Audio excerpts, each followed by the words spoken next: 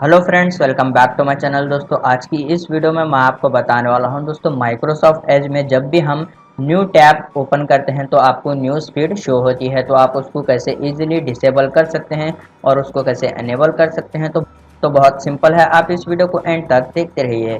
सबसे पहले दोस्तों आपको जो है माइक्रोसॉफ्ट एज ओपन करना है। तो दोस्तों जैसे कि आप यहाँ पर देख सकते हैं, माइक्रोसॉफ्ट एज ओपन करते ही आपको यहाँ पर न्यूज़ फीड शो हो रही है। तो आप यहाँ पर सेटिंग के ऊपर क्लिक कीजिए, उसके बाद आपको स्क्रॉल करना है।